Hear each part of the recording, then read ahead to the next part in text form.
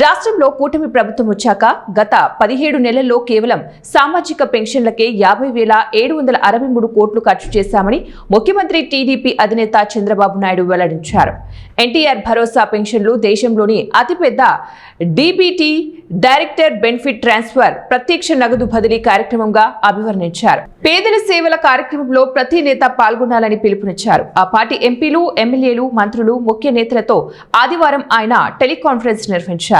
ఏటా వృద్ధాప్య పింఛన్దారులకు 48,000 రూపాయలు, డయాలసిస్ రోగులకు 1.20 లక్షలు, పూర్తిగా మంచానికే పరిమితమైన దీర్ఘకాలిక రోగులకు 1.80 లక్షల చొప్పున అందిస్తున్నామని చెప్పారు.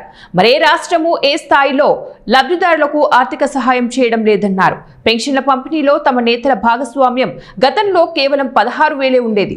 తరచూ దాని ప్రాధాన్యత ఇస్తూ వివరిస్తూ రావడం, నేరుగా నేను పేదల సేవలో పాల్గొనటంలో మిగిలిన నేతలు కూడా పాల్గొనటం ప్రారంభించారు.